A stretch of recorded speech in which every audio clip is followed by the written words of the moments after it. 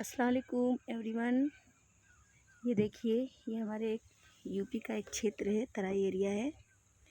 और यहाँ पे आपको कितनी धुंध दिख रही है। मैं एक पुल पे खड़ी हूँ और नीचे आपको पानी नहीं नज़र आ रहा होगा। एक नदी है जो दिख नहीं रही है आपको। आपको शिमला कश्मीर जाने की कोई ज़रूरत नहीं है।